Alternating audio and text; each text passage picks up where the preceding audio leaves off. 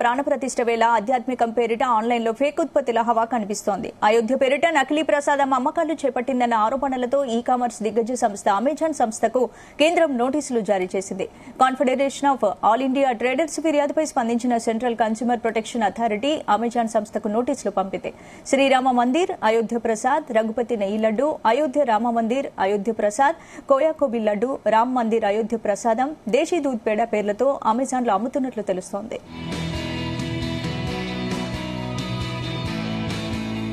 సాధారణ మిఠాయిలని అయోధ్య రామమందిర ప్రసాదంగా ఆన్లైన్లో అమ్ముతున్నారని ఆరోపణలు వచ్చాయి.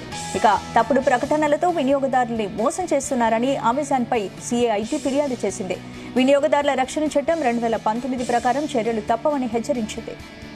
నోటీసులపై అమెజాన్ స్పందించింది. ఈ విషయంలో సెల్టర్ల జాబితాను పరిశీలించి చర్యలు తీసుకుంటామని, నోటీసులపై తమ పాలసీ ప్రకారం ముందుకెళ్తామని ప్రకటించింది. ఇదే అంశానికి సంబంధించి పూర్తి అప్డేట్స్ మా ప్రతినిధి రవితేజ అందిస్తారు. రవితేజ,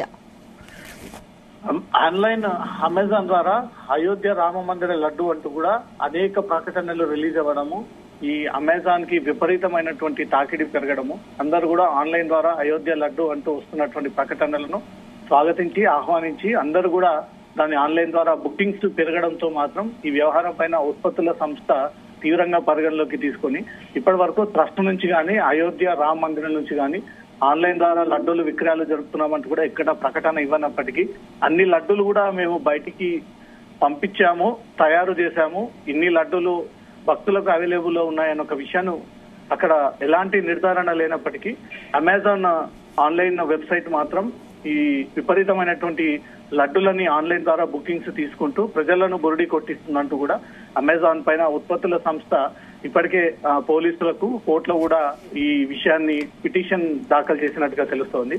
పెద్ద మొత్తంలో పరువు నష్టం దావా చేసేటువంటి అవకాశాలు కూడా కనబడుతున్నాయి. ఎందుకంటే పవిత్రమైనటువంటి అయోధ్య రామ మందిర నిర్మాణ ప్రతిష్ట జరుగుతున్నటువంటి క్రమంలో రాముల వారి లడ్డు అంటూ ప్రచారం సాగించడము, దీనిపై నోటీసులు జారీ చేసినా అమెజాన్ వారు పట్టించుకోకపోవడము, ఇన్నిసార్లు ప్రకటనలు ఇస్తా ఉన్నారు. ఎంత మేరకు అమెజాన్ వాళ్ళు లడ్డు పేరుతో వసూలు చేశారు, వసూలు చేసినటువంటి డబ్బులకు నిజంగానే వీళ్ళు లడ్డు విక్రయాలు జరుపుతారా, అసలు అమెజాన్ కి లడ్డూలు ఎవరు ఇస్తా ఉన్నారు, రామ మందిరం నుంచి మాత్రం ఎలాంటి లడ్డూలు ఇప్పటివరకు విక్రయాలు బయటికి పంపలేదు, కేవలం ఇక్కడ విజిట్ అయ్యి రాముల వారిని దర్శించుకున్నటువంటి వారికే టోకెన్ చొప్పున ఒక లడ్డుని కేటాయిస్తామనేది మాత్రం ట్రస్ట్ నిర్వాహకులు ఈ ప్రకటన ఇచ్చినప్పటికీ అమెజాన్ మాత్రం రామ మందిర లడ్డు పేరుతో నకిలీ లడ్లని తయారు చేసి ఇదే రామ మందిర లడ్డు అంటూ కూడా ప్రకటనలు లడ్డూలని గుర్తించి కవర్స్ ద్వారా వీళ్ళు రామ మందిర లడ్డు అంటూ కూడా ప్రచారం సాగిస్తా ఉన్నారంటూ కూడా ఇప్పటికే కేంద్రం గుర్తించి అమెజాన్ సంస్థకు నోటీసులు కూడా జారీ చేయడం జరిగింది.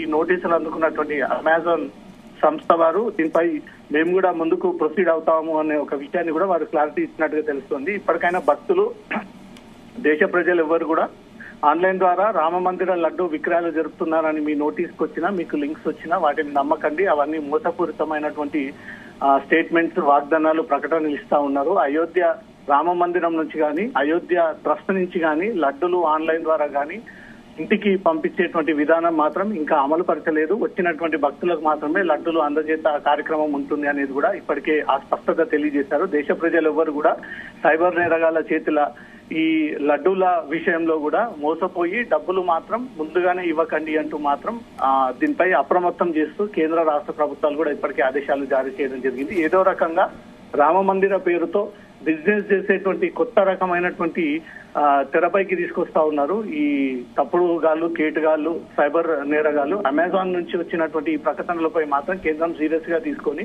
దీనిపైన కేసు కూడా నమోదు చేసేటువంటి ఆలోచనలో ఉన్నట్టుగా తెలుస్తోంది. స్పందన అంటే ఏంటి రవితేజ, ఇప్పుడు సాధారణ మిఠాయిల్ని అయోధ్య రామ మందిర ప్రసాదంగా చెప్తున్నారు, తప్పుడు ప్రకటనలతో వినియోగదారులు మోసం చేస్తున్నారు కాబట్టి మరి ఎలాంటి చర్యలు తీసుకునే అవకాశాలు?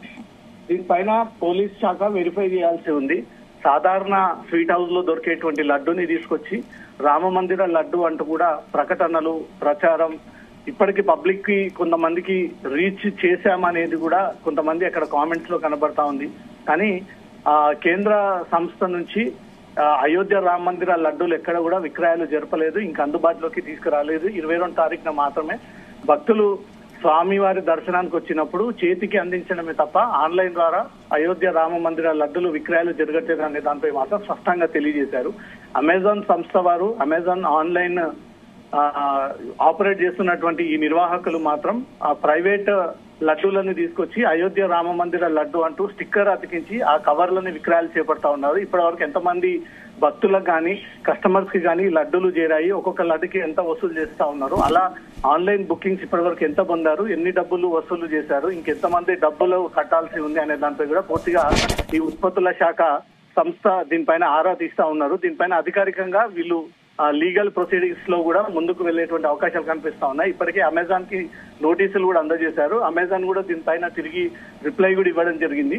ఏదేమైనా ఈ 2 రోజుల పాటు జాగ్రత్తగా ఉండాలి అంటూ మాత్రం కేంద్ర రాష్ట్ర ప్రభుత్వాలు ఆదేశిస్తా ఉన్నారు. పోలీస్ శాఖ కూడా సైబర్ నేరగాళ్లు విపరీతమైనటువంటి online tokens, VIP tickets, entry, special entry పేరుతో కూడా బురిడి కొట్టించేటువంటి ప్రయత్నాలు చేస్తున్నారు. అట్లాంటి సిస్టమ్ ఆర్గనైజింగ్ ఇట్లాంటివి లేదు అనేది మాత్రం క్లియర్ గా ట్రస్ట్ నుంచి, టెంపుల్ నుంచి కూడా ఆ ప్రకటన రిలీజ్ చేయడం జరిగింది. అమెజాన్ ఆన్లైన్ లడ్డుల ద్వారా పై మాత్రం కేంద్రం సీరియస్ గా వ్యవహరించబోతా ఉంది అనేది మాత్రం క్లియర్ గా అర్థమవుతోంది. స్పందన. Right, thank you Raviteja.